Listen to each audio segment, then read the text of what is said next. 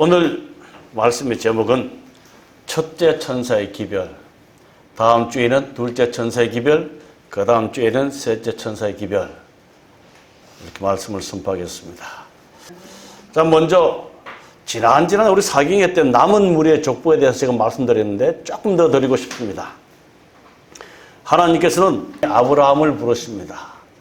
모든 축복의 통로가 되기 위해서 아브라함을 부르십니다. 그래서 남은 자손은 아브라함과 처음 맺어지고 후에 시내산에서 확증된 언약에 담긴 하나님의 약속과 특권과 의무의 상속자가 되었습니다. 그래서 아브라함을 부르시고 그 난 다음에 우리 하나님께서는 아브라함을 통하여 이스라엘이라는 민족을 형성하게 됩니다. 그래서 이스라엘 자손이 이루어지는데 하나님의 선택된 백성 유대교로 이루어졌습니다. 그런데 이 이스라엘이 남은 자손의 사명을 완수하는 데 실패했습니다. 유대교는 하나님께서 그들을 왜 선택했는지 그 이유를 분명히 알지 못하고 그들만의 구원을 너무 자만하다가 실패하게 됐습니다. 그래서 신약시대에 하나님께서는 교회를 세우시고 그들에게 남은 자손의 사명을 주셨습니다. 근데 세월이 오래감에 따라서 이 신약교회가 이 중세시대의 천주교 가톨릭 교회의 세력 장악과 부패로 이 종교 개혁을 이루어가게 됩니다. 그래서 개신교가 탄생하죠. 프로테스탄트, 그 뜻은 대항하는 자입니다. 대항하는 자. 구교와 혹은 하나님의 말씀과 부패된 그 어떤 단체와 대항하는 자로 일어난 것이 이 개신교가 탄생되었습니다. 그런데 이 개신교가 탄생되면서 종교 개혁이 일어나죠. 마틴 루터를 비롯해 수많은 종교 개혁이 일어납니다. 근데 오늘날까지 이 종교 개혁이 많이 일어났지만 완전한 개혁을 이루지 못하고 부분적인 이해에 만족하였다. 그래서 하나님께서 이 마지막 시대에 종교 개혁 이후에 오랜 시간 지난 뒤에 한 교회를 만드셨어요. 그것이 재림교회입니다. 저희 교단은 이렇게 믿고 있습니다. 그래서 일반 종교개혁 이후로 개신교가 탄생해서 이 가톨릭 교회의 잘못된 것들을 다 고쳐나갔지만 완전하게 고치지 못한 것들이 있습니다. 그것이 오늘날 안식일 회복 문제입니다. 안식일 문제였고 또한 영혼 멸설 문제입니다. 그리고 조사, 심판, 성소 기별, 세천사의 기별입니다. 그래서 우리 하나님께서는 이 세천사의 기별, 이라는 이 마지막 교회에 보내는 마지막을 향한 이 기별인데 이 기별은 남은 무리가 이 기별을 선포하게 계획하였습니다. 다시 한번 연대순으로 보면 1517년에 종교개혁이 일어납니다. 물론 그전에도 작은 계획들이 일어났지만 마틴 루터의 종교개혁이 크게 시작되면서 개혁이 일어났습니다. 그러고 난 뒤에 1798년 교황권이 몰락하게 되죠. 그리고 1818년에 윌리엄 밀러의 예언 연구가 풍성히 이루어집니다. 이 뒤에도 좀 나오겠지만 이 교황권이 몰락되고 난 뒤에 영국 성서공회, 미국 성서공회에서 성경이 많은 사람들에게 읽혀지는 그런 계기가 있습니다. 그때에 윌리엄 밀러라는 사람이 말씀을 집중적으로 요한계시록, 다니엘을 연구하면서 이 예언 연구를 하면서 재림운동이 일어납니다. 1831년에 재림운동을 시작해서 그가 공부한 것이 1844년에 재림이 일어난다. 그런데 1844년에 재림이 일어나지 않았죠.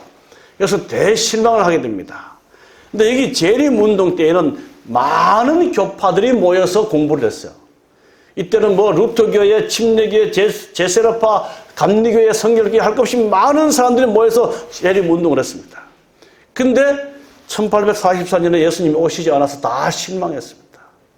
많은 사람들이 이때 모여들었지만 예수님이 오시지 아니하자 또 많은 사람들이 떨어져 나갔습니다. 그 중에서도 그러면 우리가 무엇을 잘못 깨달았는가, 무엇이 잘못되었는가 하고 각 교파의 대표들이 모여서 정말 이 원하는 사람들이 모여서 성경 공부를 하게 되었습니다.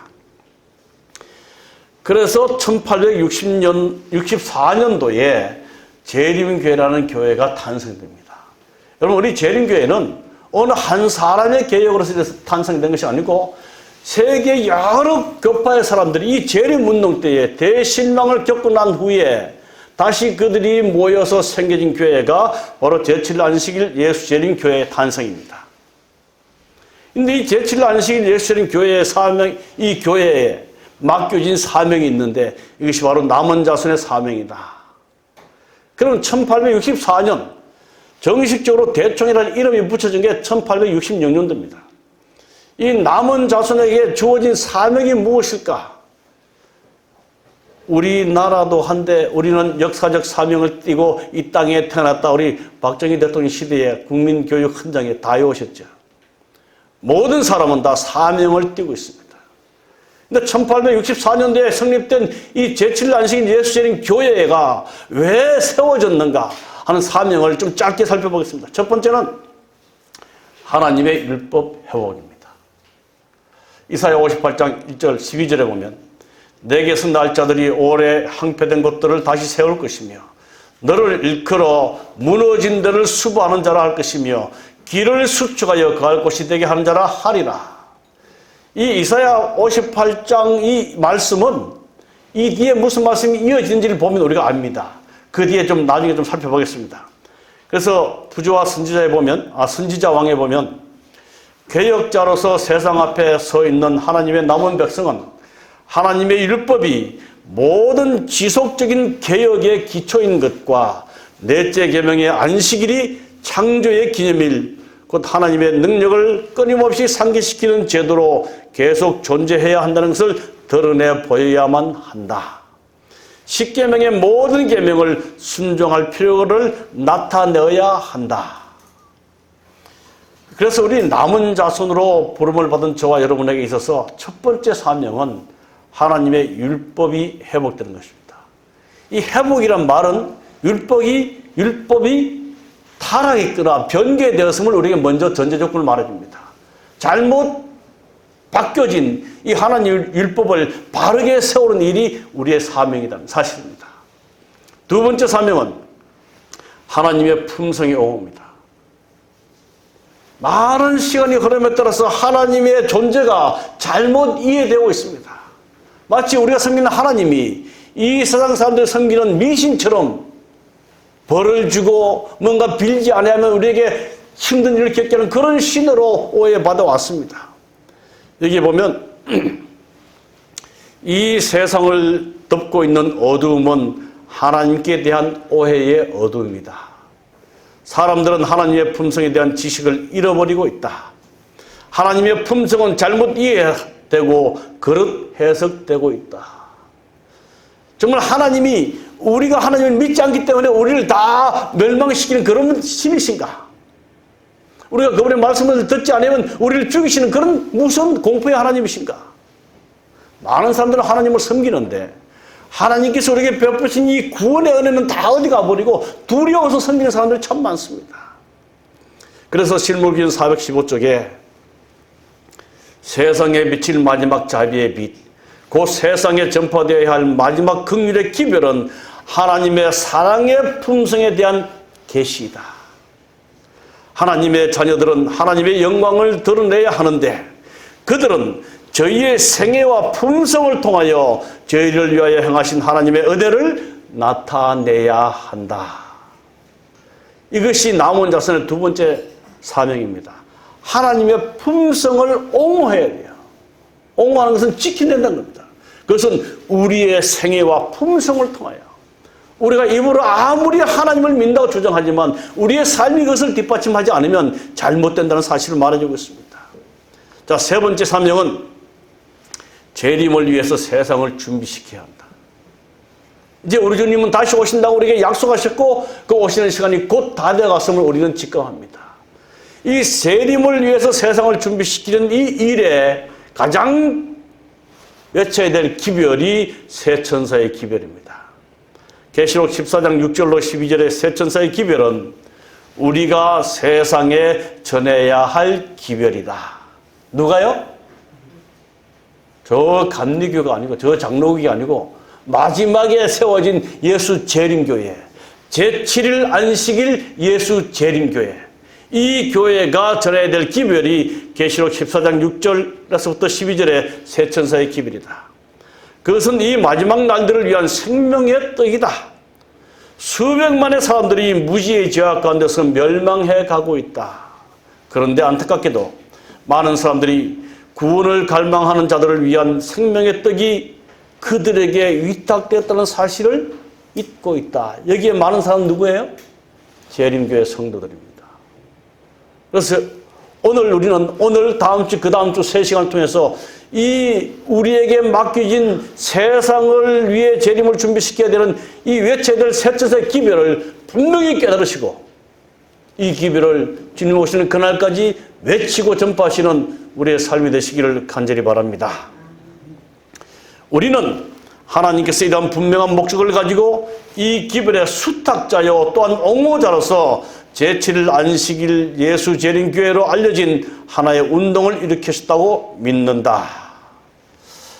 여러분, 한국에 이 기독교가 몇 개나 있다고 생각하십니까?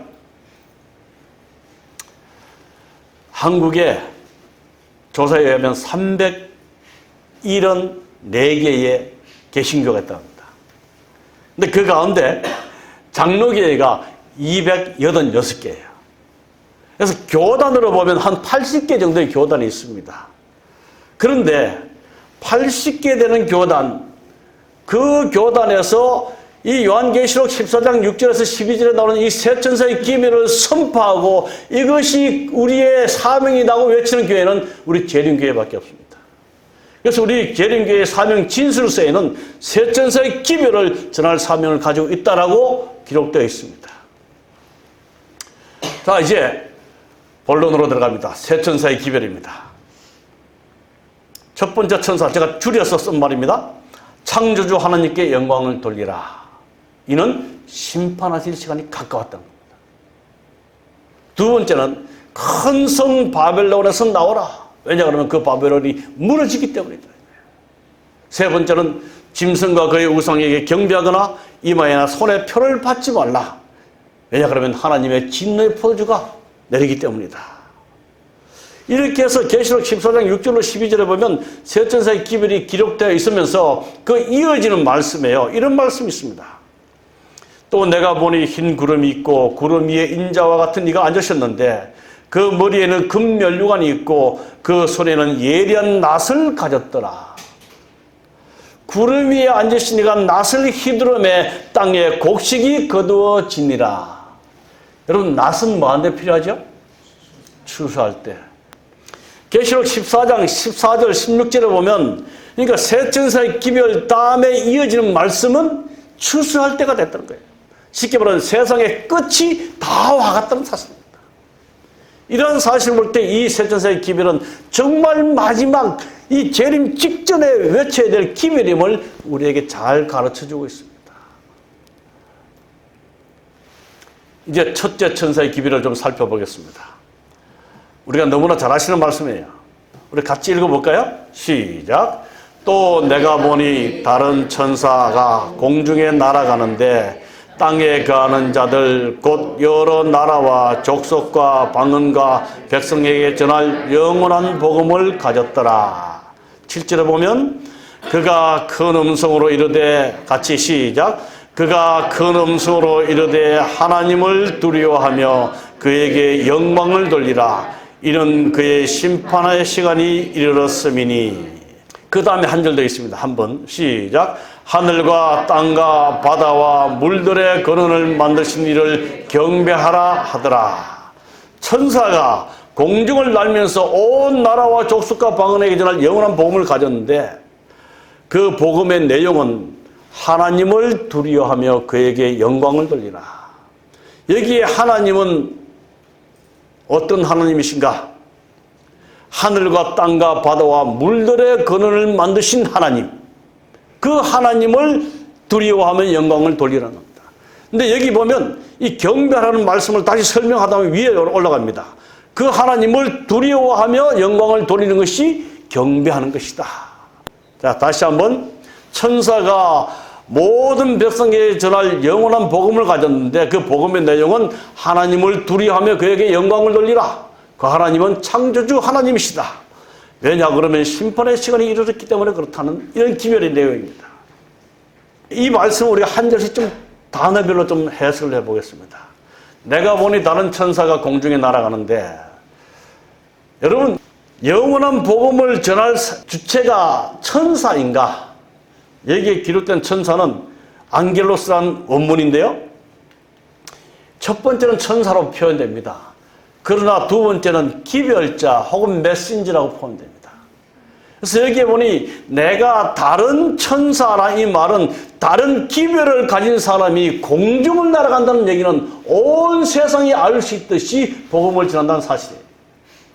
근데 이 기별을 전한 사람이 영원한 복음을 가졌다 그럽니다. 영원한 복음. 여러분, 영원한 복음은 누가복음 2장 9절에 이렇게 말씀합니다. 예수님의 탄생에 대해서 설명하기를 천사가 이르되 무서워하지 말라. 보라, 내가 온 세상에 미칠 큰 기쁨의 좋은 소식을 너희에게 전하노라. 영원한 복음은, 복음이 뭐예요? 복음, 복된 소리입니다. 복된 소리를 누가복음 2장 9절에는 참 큰 기쁨의 좋은 소식이라고 말합니다. 이 소식이 뭐죠? 오늘 다윗의 동네에 너희를 위하여 구주가 나셨으니 곧 그리스도 주시니라. 자, 영원한 복음은, 자, 말씀을 잘 보세요. 뭐라고요? 큰 기쁨의 좋은 소식이다. 큰 기쁨의 좋은 소식은 뭐라고요? 구주가 나신 것이다. 네. 그래서 이 영원한 복음을 다르게 말하면 성경 전체의 기별입니다. 여러분, 구약은 무엇을 우리에게 말해주고 있죠? 예수께서 오신다. 아기 예수로 오셔서 죄로 죽을 수밖에 없는 우리들을 구원하시기 위해서 오신다는 것이 이 초림의 기별, 구약의 기별입니다. 신약의 기별은 뭐죠? 예수께서 다시 오신다는 거예요. 다시 말하면 구주가 오신다는 것이 영원한 기별이요, 또한 우리의 성경 모든 것의 가르침의 요약입니다. 여기 히브리서 9장 28절을 8절에 보면 이 초림과 재림을 잘 설명해 놓고 있습니다. 이와 같이 그리스도도 많은 사람의 죄를 담당하시려고 단번에 들이신 바 되셨고, 많은 사람들의 죄를 담당하시려고 단번에 들이신 바 되셨고, 이 말씀은 이 땅에 초림하여 아이로 오셨고 십자가에 달려 돌아가심을 설명해 놓고 있습니다. 그 다음에 죄와 상관없이 자기를 바라는 자들에게 두 번째 나타나시리라. 두 번째 나타나시리라, 이 말은 재림을 말해주고 있습니다. 이해하시겠습니까? 그래서 요한계시록 14장 6절 7절에 남은 무리, 기별자가 전해야 될 이 복음은, 영원한 복음은 예수께서 오셨고 또다시 오신다는 사실입니다. 초림은 죄로부터의 구원입니다. 재림은 죄악 세상으로부터의 구원입니다. 우리 예수님께서 재림하시면 우리는 어디에 가요? 하늘에 갑니다. 이 땅에 더 이상 살지 않습니다. 이것이 영원한 복음이라고 성경은 말해주고 있습니다. 신명기원 227조 다 함께 읽어보실까요? 시작. 심판이 가까웠다는 선포는 그리스도의 재림이 임박했다는 것을 공포하는 것이다. 그리고 이 선포를 영원한 복음이라고 부른다. 그러므로 그리스도의 재림에 대해 전도하고 그 재림이 임박했다는 것을 선포하는 일이 복음 기별의 매우 중요한 부분임을 나타내고 있다. 성경에는 이 종말의 징조를 이렇게 말하고 있습니다. 마태복음 24장 14절. 이 천국 복음이 모든 민족에게 정언되기 위하여 온 세상에 전파되니 그제야 끝이 오리라. 이 종말의 징조는 성경에는 복음이 땅끝까지 전거되는 일입니다. 그 다음에 우리가 참 귀히 보는 이 예언의 말씀은 그리스도인 속에 예수 그리스도의 품성이 형성될 때 우리 주님께서는 그들을 데리러 오실 것이라고 말씀하셨어요. 오늘 성경만 보면, 근데 이 종말의 징조가 복음이 땅끝까지 전파되어야 하는데 이 징조의 성취가 세 천사의 기별로 이루어진다는 사실입니다. 여기 보면 천국 복음이 모든 민족에게, 쉽게 말해서 땅에 거하는 모든 자들, 온 세상에 전파되지니 끝이 오리라. 이 말씀의 징조와 성취가 어떻게 이루어지는지를 여기 세천사의 기별은 잘 말씀해 주고 있습니다. 여러분, 세천사의 기별이 언제부터 선포됐어요? 윌리엄 밀러의 재림운동의 시작입니다. 참 이분의 그 글을 보면 하나님께서 얼마나 역사하신지를 알 수 있습니다. 윌리엄 밀러 좀 소개를 드리면요. 이분은 미국의 뉴욕주의 로우햄턴의 침례교인 가정에서 이 모태교인으로 태어났습니다. 근데 그가 청년 시절에 휴미라는 이 자연신론에 빠져가지고 하나님의 신앙을 잃어버리게 되고 좀 많이 흔들렸어요. 그러다가 그가 이사야 53장을 읽다가 회개하고 1816년에 다시 하나님 품으로 돌아옵니다. 그러고 난 뒤에 2년간 다니엘서와 요한계시록을 집중적으로 연구해요. 윌리엄 밀러는 고등학교밖에 졸업하지 않았어요. 그래서 그는 신앙을 하지 않았습니다. 그러나 그는 열심히 말씀을 연구하다가 1843년경에 예수님께서 오신다는 재림을 확신하게 됩니다. 그래서 31년부터 그는 공개적으로 재림 기별을 전파하는데, 이 공개적으로 재림 기별을 전파하기 전에 그에게는 이런 이야기가 있습니다. 그가 성경을 읽고 연구하다가 예수님께서 1844년에 오신다는 기별을 확신하게 됐어요. 근데 이걸 외치고 싶은데 그런 신학도 안 배웠고 목사도 아니고 고등학교밖에 졸업 안 했기 때문에 그의 기별을 받아줄 사람을 찾지 못한 겁니다. 이 기별을 얼마나 그가 열심히 연구했기 때문에 정말 속에서 막 끓어올라요. 근데 그가 그렇게 기도했답니다. 하나님, 내가 이것을 나가서 외치고 누구를 모아서 이 기별을 선포할 용기가 없습니다. 그런데 누군가가 나에게 와서 내가 깨달은 이 기별을 듣기를 원하는 요청을 하면 내가 말씀을 하겠습니다. 이렇게 기도를 드렸어요. 기도를 드렸는데 30분이 채 지나기 전에 거기에 자기의 처남 조카가 와서 이렇게 얘기합니다. 삼촌, 이번 주에 우리 교회 목사님이 갑자기 출타하셔서 우리 교회에 설교할 사람이 없는데 좀 삼촌이 공부를 많이 한다고 하는데 와서 좀 전해주세요. 30분이 채 지나기 전에. 그래서 이 윌리엄 밀러는 알았다, 내가 갈게. 그러고 조카랑 약속하고 조카를 돌려보냈는데 그 시간부터 그의 마음이 떨리기 시작한 겁니다. 그가 한 번도 단에 있어서 말씀 나눠보지 않았어요. 근데 기별은 너무 확실하기 때문에 이 말씀을 선포하고 싶은 겁니다. 그래서 처음으로 가서 이제 12명이 모여있는 곳에서 열심히 그가 깨달은 이 재림 기별을 선포했습니다.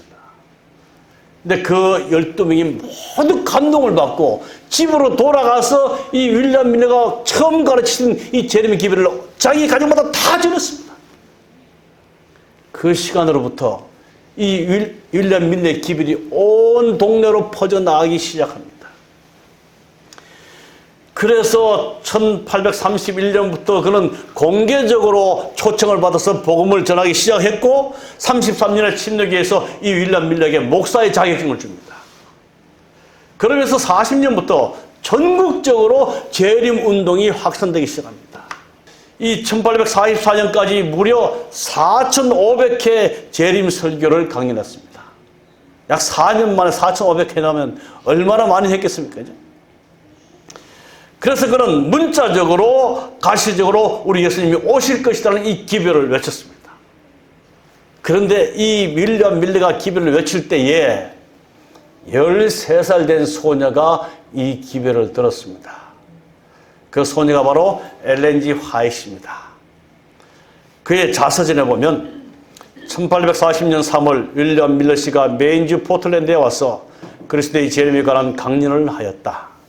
이 강연은 일대 선풍을 일으켜 강연장인 게스코가에 있는 그리스도인 교회에 당한 밤낮으로 만원을 이루었다. 이 윌리엄 밀러의 재림 운동이 아주 시대적인 부흥을 타고 일어났다는 사실입니다. 그때 또 기록에 보면 구속의 이야기라는 책에 보면 요한계시록 14장에 나타난 첫째 천사의 기별에 관한 예언이 1840년에서부터 1844년 사이에 있었던 재림 운동으로 성취되었다. 근데 왜 이 당시에 하나님께서 윌리엄 밀러를 부르시고 그에게 재림의 기별을 깨닫게 하시고 선포하게 하셨는가? 참 우리 하나님께서는요 때가 있습니다. 일하시는 때가. 갈라디아서 4장 4절에 보면 때가 참에 하나님이 그 아들을 보내셨다고 그랬어요. 왜 이때 1844년 이때에 이 재림의 기별을 선포하게 하셨는가? 한번 보실까요? 무신론 사상의 도전과 하나님의 응전입니다. 1798년에 프랑스 혁명이 일어납니다. 이 프랑스 혁명은 기독교 사상을 전 유럽에서 파괴시키는 탈기독교 이 혁명이 일어난 것입니다. 그래서 많은 사람들이 기독교에서 잘못된 관념에서 벗어나서 이제 인간 본의로 이렇게 일어나는 일이 프랑스 혁명이었어요. 근데 이 혁명이 일어나고 얼마 되지 않아서 우리 하나님께서는 영국 성서공회를 1804년에 세우셨습니다. 그리고 1816년에 미국 성서공회를 세우시고 지금까지 성경이 많은 사람들에게 배부되지 아니하는데 이제 사람들이 자유롭게 성경을 받아 손에 쥐고 그 말씀을 연구할 수 있는 시간들이 가지게 된 겁니다. 이때 재림운동, 윌리엄 밀러가 성경을 손에 들고 기별을 연구하기 시작했습니다. 여러분 이렇게 되자 1848년에 뭐가 일어납니까? 공산주의가 일어납니다. 칼 막스의 유물론에 기초한 이 공산주의가 설립되게 됩니다. 밑에는 사탄의 세력이 이 땅의 사람들을 동원시켜서 하나님을 잊어버리게 하는 세력입니다. 위에는 하나님께서 역사하는 일입니다. 공산주의가 일어나고 그 다음에 찰스 다윈의 진화론이 1859년에 일어나게 됩니다. 여러분 참 이 진화론의 이야기를 그 책을 한번 자세히 보시면 얼마나 기가 찬 이야기인지 모릅니다. 제가 이 시간 다 말씀드릴 수 없어요.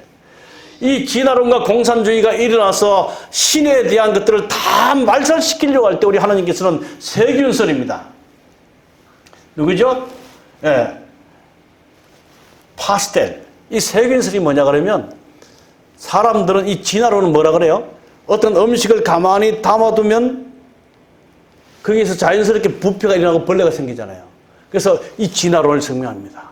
근데 이 파스텔은 그것이 가만두기 때문에 벌레가 생긴 게 아니라 공기 속에 세균이 들어가 생긴다. 그래서 진공 상태로 하면 세균이 생기지 않는다는 것을 증명하면서 이 세균설을 절명하기 시작했습니다. 그리고 이어서 일어난 유전법칙, 멘델의 유전법칙을 설명하고 있습니다.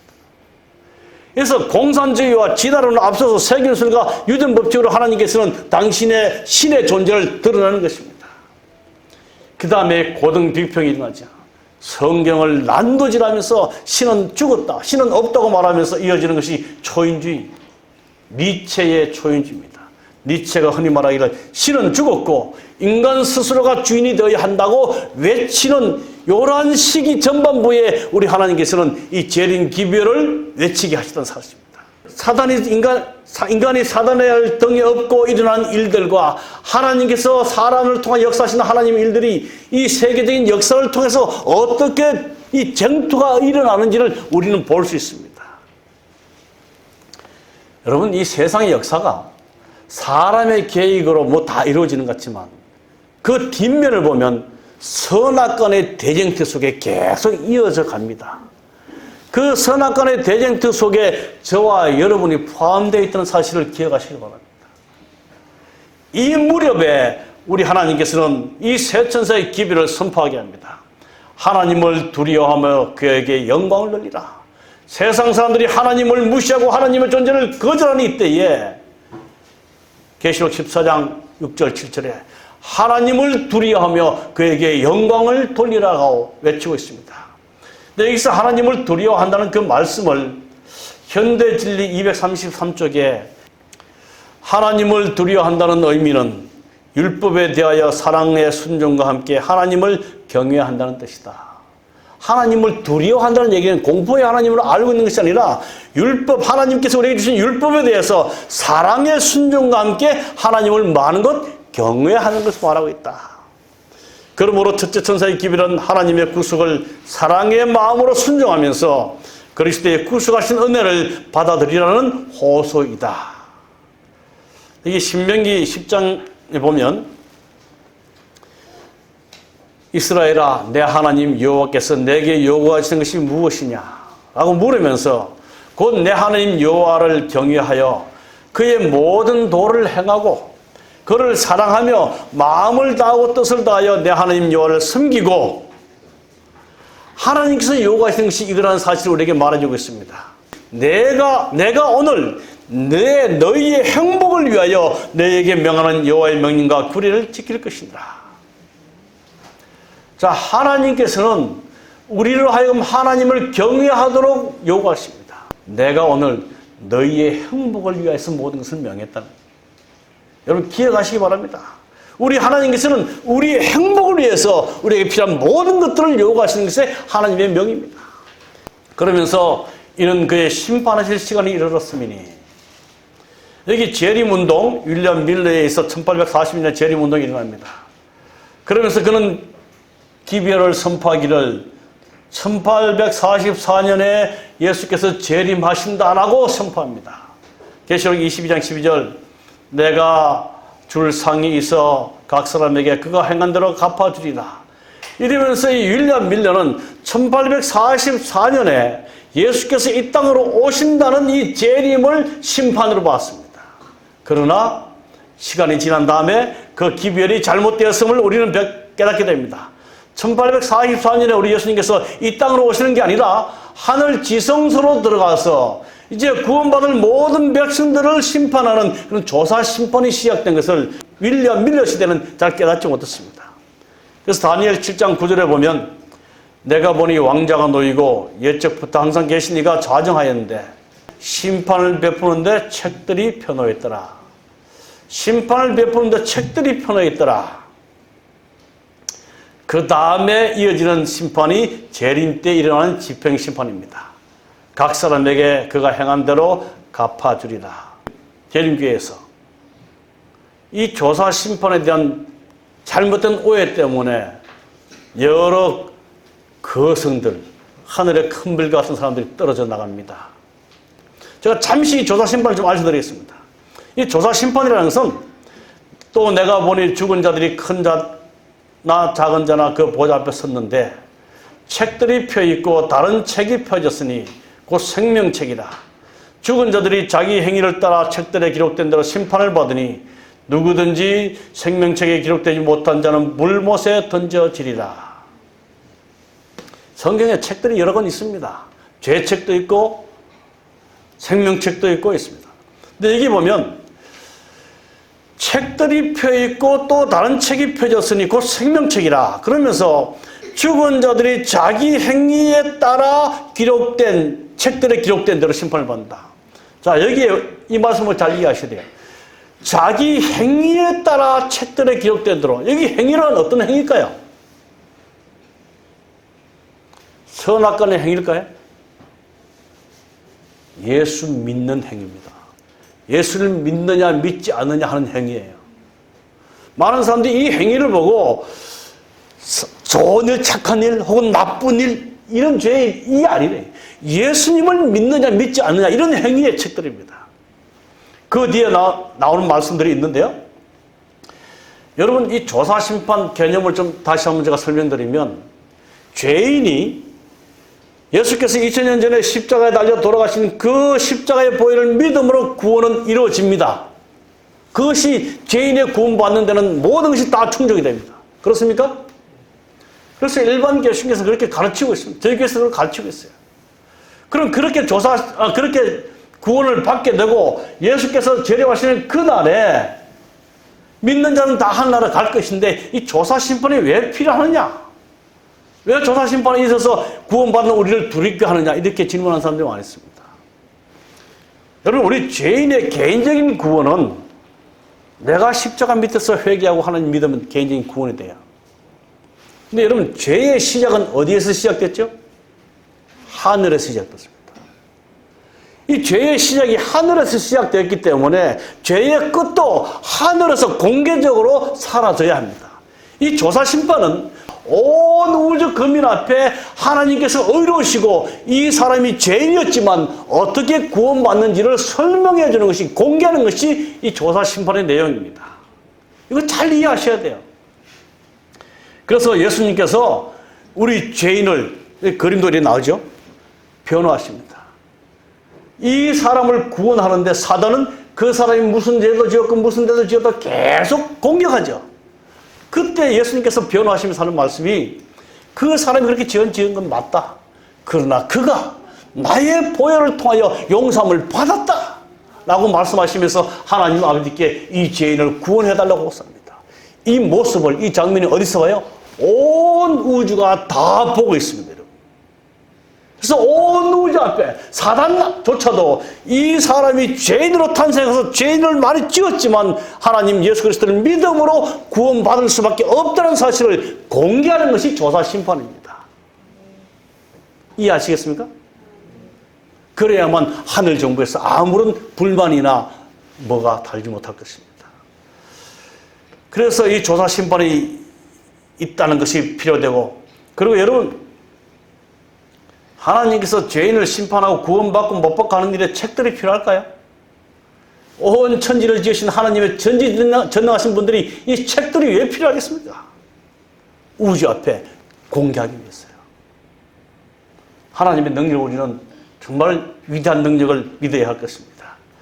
그래서 이 셋째 기별의 핵심 중에 하나가 하늘과 땅과 바다와 물들의 근원을 만드신 이를 경배하라. 여러분, 이 말씀이 어디에 나옵니까? 하늘과 땅과 바다와 물들의 근원을 만드신 이, 볼까요? 안식일 계명 준수에 이 말씀이 나옵니다. 이는 나 여호와가 엿새 동안에 하늘과 땅과 바다와 그 가운데 모든 것을 만들고 일곱째 날에 쉬었습니다. 다시 말하면 첫째 천사의 기별은 창조주 하나님을 경배하라는 사실입니다. 좀 다르게 말하면 이 첫째 천사의 기별은 안식일의 기별을 회복하라는 말씀입니다. 안식일 신앙 회복입니다. 내게서 날짜들이 오래 항폐된 곳들을 다시 세울 것이며 너는 역대에 파괴된 기초를 쌓으리니 너를 일컬어 무너진 데를 수보하는 자라 할 것이며 길을 수축하여 가할 곳이 되게 하는 자라 하리라. 이렇게 말씀하시면서 이어지는 말씀이요, 안식일 문제가 나옵니다. 역대에 파괴된 기초를 쌓고 무너진 데를 수보하는 자라고 할 것이라고 말하면서, 58장이죠. 제가 잘못 적은 것 같아요. 그러면서 이어지는 말씀이 만일 안식일에 내 발을 금하여 내 성일을 오락에 향치 아니하고 안식일을 일컬어 즐거운 날이라 여호와의 성일을 존귀한 날이라 하여 이를 존귀하게 여기고 내 길을 행하지 아니하면 내 오락을 구하지 아니하며 사사로운 말을 하지 아니하면 내가 너를 땅의 높은 곳에 올리고 내 조상 야곱의 기업으로 기르리라. 여호와의 입의 말씀이라. 역대에 파괴된 기초를 쌓고 무너진 데를 수고하는 이 말씀의 의미는 파괴된 안식일을 회복시키는 이 기별임을 우리에게 가르쳐주고 있습니다. 놀라운 사실입니다. 이 세 천사의 기별 중에 첫 번째 재림 직전에 선포되어야 될 이 사명의 기별은 안식일 회복 문제의 기별입니다. 출애굽기 20장 8절 안식일을 기억하여 거룩히 지키라. 여러분, 유대인들의 역사는 참으로 놀랍습니다. 이 아함이라는 사람은 이렇게 말했습니다. 안식일을 지킨 것은 유대인이지만 유대인들을 지켜준 것은 안식일이다. 좀 쉽게 설명드릴까요? 제가 매일 이 카톡을 통해서 문자를 보내는 일이 거의 20년 됐습니다. 안식일을 지킨 것이 유대인이지만 유대인들을 지켜준 것은 안식일이다. 이 말씀의 의미가 뭔지 좀 더 살펴보겠습니다. 유대인의 지혜에 따라잡기, 여기에 보면 어째서 안식일이 유대인을 지켜왔느냐 하면 이날은 유대인적 하루이기 때문이다. 일주일의 하루, 반드시 유대인의 세계로 돌아가는 일을 몇천 년 동안이나 되풀이하는 동안에 유대인의 세계가 굳게 지켜져 왔기 때문이다. 여러분, 조금 더 말씀을 보고 설명드릴게요. 흩어짐의 긴 세월을 극복한 안식일 신앙. 이 유대나라가 BC 586년에 느부갓네살 바벨론에서 망합니다. 그리고 그들이 잠시 고레스, 다리오, 아닥사스다 왕의 그 선정 정치 때문에 그들이 고국으로 돌아와서 성전을 건축합니다. 그러나 AD 70년 타이터스 장군에 의해서 로마에서 멸망도 하게 됩니다. 그러다가 1945년 5월 14일에 이스라엘이 다시 건국이 되는 일들이 일어납니다. 그런데 이 586년 BC 이들이 바벨론으로부터 포로로 끌려가고 온 세계로 다 흩어집니다. 이것을 우리는 디아스포라라고 합니다. 그런 다음에 AD 70년에 예루살렘이 멸망받고 난 뒤에 또 이스라엘 백성들이 다 온 세계로 흩어지는 디아스포라. 여러분, 그들이 BC 586년부터 AD 70년까지 656년을 온 세계에 흩어져 살았습니다. 그리고 1948년에 이르기까지 다시 1878년 동안 온 세계에 흩어졌어요. 무려 그들이 2534년 동안 온 세계에 다 흩어졌습니다.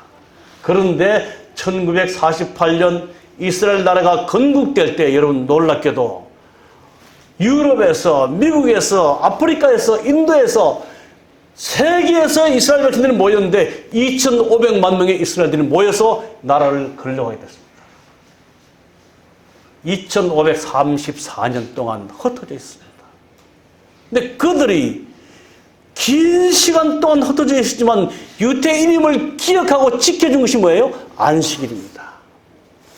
우리나라가 일제에 몇 년 동안 점령당했습니까? 36년 동안요. 근데 저희들 어릴 때만 해도, 뭐 어릴 때 제가 컸어도 제가 목회를 하기 전에 간판을 배웠는데 이 간판 용어가 일본말이 굉장히 많았어요. 사장님이 야, 저 다루기 갖고 와라. 저거 뭔 말인지 몰라. 사장님 뭐라고요? 그 다루기가 뭔데요? 그러니까 다루기. 이건 뭐랬어요? 우아기, 바지를 저봉, 바켓스. 36년 동안 지배를 받았음에도 불구하고 우리의 용어들은 많이 일본 용어가 됐어요. 근데 이 이스라엘 백성들이 세계 각국에 흩어져서 2534년 동안 흩어져 있었지만 그들이 모였을 그 나라를 다시 재건할 수 있었던 이유는 안식일을 그들이 지켜왔습니다. 놀라운 일입니다. 그래서 이 디아스포라 반대되는 말이 아나스포라입니다. 그 실제적인 이야기를 좀 알려드리겠습니다. 안식일 중에서도 안식일 식탁이 유대인들을 지켜왔다. 지금도 유대인들은 세계 어느 곳에 살고 있든지 금요일 저녁이면 온 가족이 모여 안식일 식탁을 즐긴다. 빵을 떼고 포도즙을 마시고 노래를 부르고 이야기를 나누면서 아주 긴 식사를 한다. 안식일 식탁은 가장 유대인다운 문화이면서 유대인에게는 가장 행복한 시간이다. 이들이 식사 준비를 어떻게 하는가 하면요, 금요일에 해당의 예배를 참석하고 그 다음에 가족이 모입니다. 가족이 모이면 촛불 2개를 식탁에 켭니다. 이것은 안식일을 기억하여 지키라는 이 의미의 2개를 촛불 2개를 담습니다. 그리고 아버지가 자녀들을 위해서 축도합니다. 그리고 어머니를 위한 감사의 노래를 불러요. 이 유대인들은 이 어머니를 굉장히 존중했습니다. 그리고 빵 2개를 준비합니다. 이 빵은 금요일에 2배를 만날 내린 그 만날 기념하고, 그리고 식사 중에는 오랜 교리 문답을, 이 토라식 문답을 교육하는 겁니다.